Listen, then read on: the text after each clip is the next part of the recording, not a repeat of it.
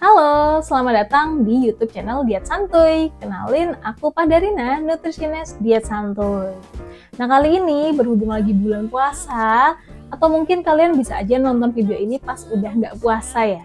Nah, tapi bulan puasa ini, puasa itu kan erat banget ya kaitannya sama yang namanya autofagi. Kita sering banget lihat di sosmed kalau ada orang ngomongin puasa itu pasti dikaitin sama autofagi. Nah, tapi kita udah sering dengar itu belum tentu loh kita ini tuh tahu sebenarnya autofagi itu apa. Nah, kamu sendiri udah tahu belum autofagi itu apa? Atau cuma taunya oh pokoknya memakan sel-sel yang rusak, memakan sel kanker gitu ya. Terus mungkin ada juga berita yang bilang kalau autofagi ini baru dimulai setelah 2 jam puasa, 4 jam puasa, 16 jam puasa gitu ya. Ada banyak sekali berita tentang autofagi. Kita nggak tahu nih mana yang benar, mana yang salah. Nah, makanya di video kali ini aku akan bahas komplit banget terkait puasa dan autofagi. Gimana sih sebenarnya proses terjadinya autofagi di dalam tubuh kita? Apa manfaatnya dan apa bahayanya itu juga ada. Nah, kalau gitu biar nggak ketinggalan langsung aja simak video ini sampai akhir ya. Setelah nonton video ini, aku yakin teman-teman akan paham nih tentang apa itu autofagi, puasa dan autofagi, gimana proses jelas autofagi dalam tubuh, apa manfaat autofagi, apa bahayanya autofagi, terus kapan dan cara mengaktifkan autofagi, dan terakhir ada fakta menarik tentang autofagi juga nih. Jadi yuk langsung kita mulai cerita hari ini. Bayangkan tubuh kita ini tuh sebagai rumah ya yang selalu sibuk kan ya, tiap hari ada aktivitas, ada masak, belajar, kerja dan lain-lain sampai nggak sempet beres-beres rumah. Akhirnya barang-barang jadi berserakan, rusak, perabotan numpuk di sudut rumah. Nah terus supaya rumah tetap nyaman, kita perlu beres-beres rumah kan? Nah, proses beres-beres rumah ini bisa dianggap sebagai autofagi. Jadi, autofagi ini adalah proses alami tubuh untuk membersihkan komponen atau bagian sel yang rusak ya di dalam tubuh kita dan nantinya akan didaur ulang lagi. Jadi bisa dipakai lagi bahan-bahannya, nggak dibuang gitu aja. Nah, salah satu kunci yang bisa mengaktifkan proses autofagi ini adalah dengan puasa. Mari kita bahas lebih dalam. Apa sih sebenarnya autofagi itu? Autofagi ini berasal dari bahasa Yunani, yaitu auto yang berarti diri dan fagi yang berarti makan. Jadi secara harfiah, autofagi ini artinya makan diri sendiri. Tapi jangan takut ya, proses ini bukan berarti tubuh memakan bagian-bagian tubuh secara sembarangan gitu ya. Sebaliknya, autofagi ini adalah proses cerdas di mana tubuh mendaur ulang bagian sel yang sudah rusak dan kemudian dipakai kembali sebagai bahan baku atau sumber energi. Nah, ini adalah gambaran sel tubuh kita ya, bagian terkecil dari tubuh kita. Jadi, sel tubuh kita ini terbuat dari banyak spare part juga di dalamnya. Jadi bisa aja tuh ada bagian-bagian spare partnya yang bermasalah. Misalnya, mitokondrianya udah tua, padahal mitokondria ini sebagai pembangkit energi di dalam sel.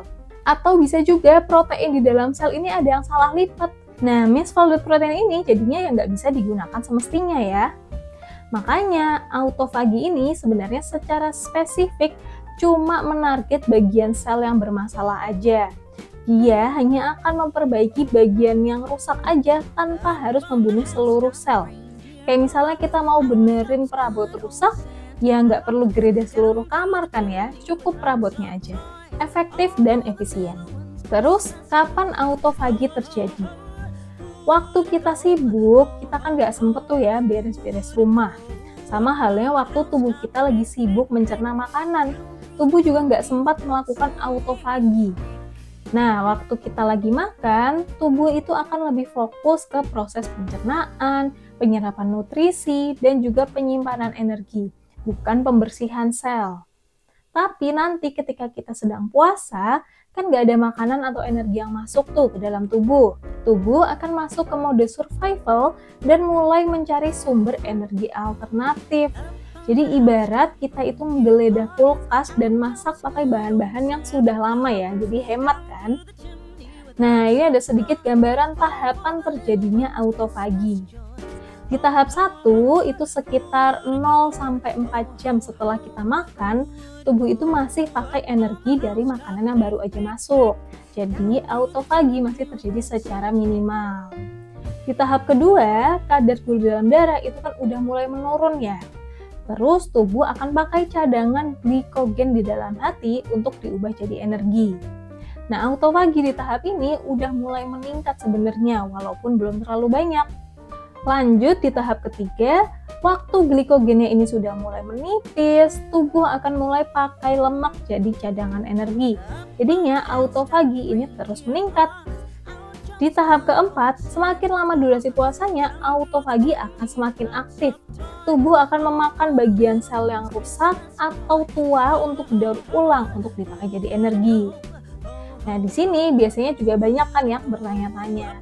Jadi butuh berapa jam nih untuk mengaktifkan autofagi? Nah, ditunggu ya. Jawabannya ada di akhir video. Sekarang kita lanjut dulu gimana sih mekanisme terjadinya autofagi. Nah, gini mekanisme atau proses terjadinya autofagi. Aku jelaskan gambarannya ya. Jadi, di tubuh kita itu ada enzim yang mengontrol autofagi, yaitu enzim AMPK. Waktu tubuh kadar energinya turun, AMPK ini akan meningkat. AMPK ini kayak switch utama yang bantu tubuh mendaur ulang bahan yang sudah ada di tubuh untuk dijadikan energi. AMPK akan kasih sinyal untuk memulai autofagi. Dia akan meminta enzim lain untuk memulai proses autofagi. Nah, komponen sel yang udah tua atau rusak ini bakal jadi target autofagi. Prosesnya dimulai dari pembentukan yang namanya autofagosom. Jadi bagian sel yang rusak ini akan terbalut kantong yang disebut autofagosom tadi. Nah, kantong ini akan mengamankan bagian yang rusak. Terus di dalam sel itu sendiri ada bagian yang namanya lisosom. Lisosom ini dia akan mulai mendekati autofagosom atau si kantung tadi. Nah, lisosom ini isinya enzim pencernaan yang bakal merombak bagian sel yang rusak nantinya. Setelah itu, lisosom dan autofagosom akan bergabung dan berubah jadi autolisosom. Enzim pencernaan di dalam lisosom ini akan mulai merombak bagian sel rusak tadi jadi bahan mentah, kayak misalnya jadi asam amino atau lipid. Nah, bahan mentah ini akan dipakai lagi untuk jadi energi biar sel-sel tubuh ini tetap sehat. Atau bisa juga dipakai untuk perbaikan komponen sel yang rusak tadi.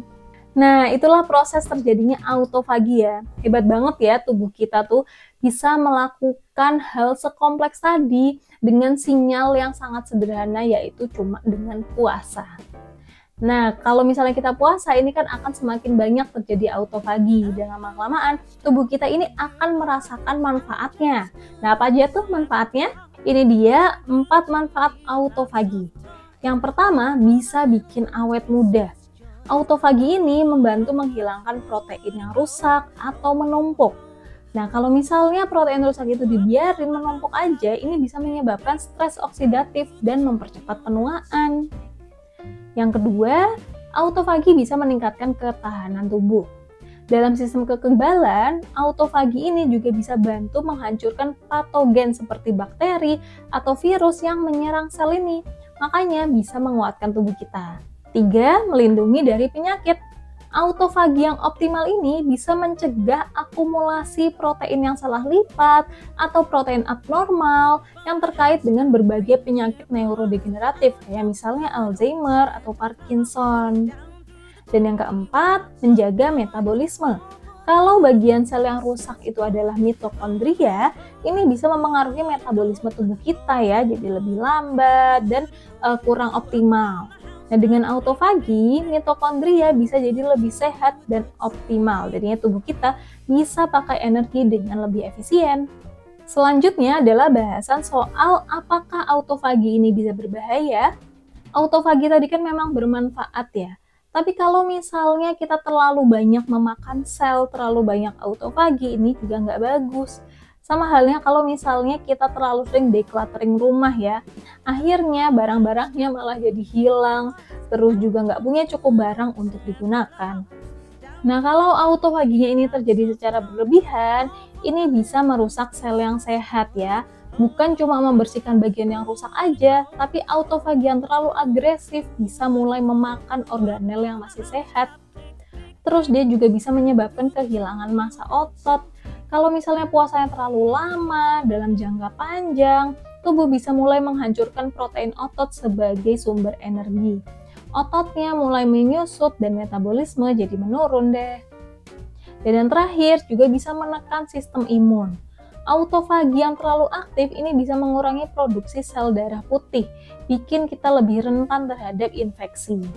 Jadi kalau misalnya puasanya itu terlalu lama, dalam jangka panjang, terus juga asupan nutrisinya kurang, ya nggak adekuat, malnutrisi, autofaginya ini bisa meningkat dan justru membahayakan tubuh ya, karena kita jadinya bisa habis gitu tuh ya sel-selnya. Tapi tenang aja juga, kalau misalnya kejadian autofagi yang agresif ini biasanya juga lebih disebabkan karena penyakit-penyakit kelainan genetik. Tapi sini tetap aku mau ngingetin untuk menjaga keseimbangan.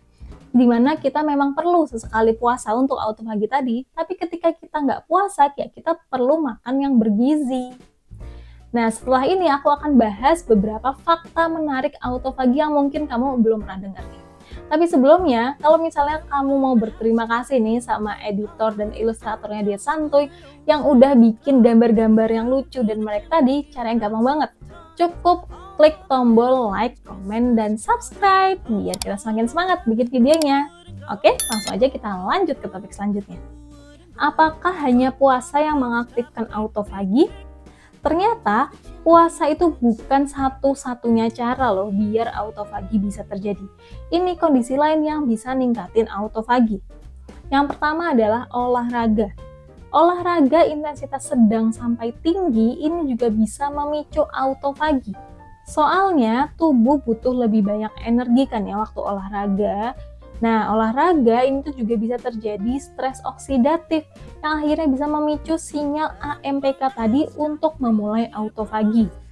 Contoh olahraganya itu bisa kayak lari jarak jauh, angkat beban intensitas tinggi, atau HIIT yaitu High Intensity Interval Training. 2. Tidur malam. Tidur malam yang cukup dan nyenyak ini juga bisa untuk meningkatkan autofagi. Waktu kita tidur, AMPK dan hormon melatonin ini kasih sinyal untuk mulai autofagi dan mulai beres-beres sel. Jadi, pastikan kamu itu tidur cukup minimal 7 jam. Terus waktu tidur juga lampunya dimatikan biar melatoninnya bekerja optimal. Dan juga sleep hygiene-nya dijalankan ya, biar autofaginya juga maksimal. 3. Pembatasan kalori. Defisit kalori ini juga bisa menurunkan insulin, glukosa, terus juga cadangan energi tubuh akan berkurang ya secara alami. Nah, ini ternyata juga bisa meningkatkan autofagi. Dengan lebih sedikit kalori yang ada di tubuh akan mengoptimalkan sumber energi pakai sel-sel yang bisa didaur ulang kan. Nah, sekarang kita akan bahas fakta menarik tentang autofagi sekaligus menjawab pertanyaan yang tadi ya. Berapa jam sih kita harus puasa untuk mengaktifkan autofagi? Jawabannya adalah nggak ada yang tahu. Soalnya autofagi ini bukan proses on-off kayak saklar lampu yang nyala atau mati gitu ya. Tapi dia tuh lebih mirip dimmer switch kayak volume speaker yang intensitasnya itu bisa naik turun dari rendah ke tinggi tergantung kondisi tubuh. Jadi autofagi ini sebenarnya selalu terjadi dalam tubuh kita, tapi dalam kadar yang rendah ya. Nah, intensitasnya ini lama-lama bisa meningkat secara bertahap sesuai kondisi tubuh, misalnya puasa tadi. Semakin lama berpuasa, autofaginya ini bisa semakin meningkat. Nah, makanya kapan sebenarnya autofagi terjadi ini ternyata juga bisa beda-beda di setiap orang. Ada orang yang lebih cepat autofaginya, tapi ada juga orang yang lebih lambat. Nah, siapakah orang itu dan dalam kondisi apa? Jadi, ada studi yang membandingkan proses autofagi yang berjalan di 2 kelompok nih. Kelompok 1 itu adalah kelompok terlatih. Maksudnya, mereka adalah kelompok yang sudah rajin olahraga dan juga lebih fit. Sedangkan kelompok 2 itu kelompok yang jarang olahraga dan tubuhnya lebih nggak fit. Mereka diminta untuk puasa, dan kemudian dicek ya gimana proses autofagi berjalan di tubuh mereka. Ternyata hasilnya kelompok yang terlatih yang lebih rajin olahraga ini punya sinyal AMPK yang lebih tinggi dibanding kelompok yang nggak rajin olahraga. Masih ingat kan siapa AMPK tadi? Bisa dibilang si bos yang kasih sinyal untuk mengaktifkan atau ningkatin autofagi. Jadi orang-orang yang lebih rutin olahraga ternyata bisa melakukan autofagi lebih efisien dibandingkan orang-orang yang jarang olahraga. Ibaratnya baru puasa bentar aja tubuhnya udah satset nih buat autofagi. Jadi buat kamu yang pengen autofaginya lebih satset, lebih cepat beres-beres sel rusaknya, autofaginya optimal sepanjang waktu, yuklah kita mulai olahraga. Karena ternyata olahraga ini efeknya kemana-mana ya. Tapi selain olahraga juga perlu didukung sama nutrisi yang bagus juga. Karena biar panitia autofaginya ini kerjanya optimal, perlu dikasih makan juga dong ya. Contohnya nih, asupan magnesium ini penting banget untuk aktivasi AMPK. Magnesium ini bisa kamu dapatkan contohnya di dark coklat ataupun kacang-kacangan. Terus juga vitamin-vitamin, salah satunya B kompleks, ini juga penting untuk aktivasi ULK. Jadi jangan lupa makan sayuran hijaunya. Terus juga lisosom, tadi kan isinya enzim pencernaan. Nah, enzim pencernaan ini terbuat dari apa sih? Terbuat dari protein. Jadi kita perlu konsumsi protein dalam jumlah yang cukup juga ya untuk bisa membentuk lisosom tadi. Jadi intinya jangan lupa untuk selalu makan bergizi. So, poin penting apa sih yang bisa kita ambil hari ini? Yang pertama, puasa tuh emang bisa ngaktifin autofagi ya. Puasa bantu tubuh ini bersih-bersih sel dan meningkatkan kesehatan. Tapi puasa yang terlalu panjang, terlalu lama, dengan nutrisi yang gak adekuat, ini juga bisa menyebabkan autofagi berlebihan yang berdampak buruk ke tubuh. Makanya waktu berbuka, penting banget untuk makan dengan gizi yang lengkap dan seimbang, biar tubuh tetap dapat nutrisi yang kuat untuk dukung proses autofagi selama puasa. Ditambah dengan rutin olahraga, autofagi bisa berjalan lebih efisien dan memberikan manfaat yang lebih optimal. Oke, semoga informasi ini bermanfaat ya. Ingat, puasa yang seimbang, ditambah pola makan yang sehat, ditambah olahraga, ini sama dengan tubuh yang lebih sehat. Oke, kalau gitu sampai jumpa di konten selanjutnya. Stay santuy dan sehat selalu.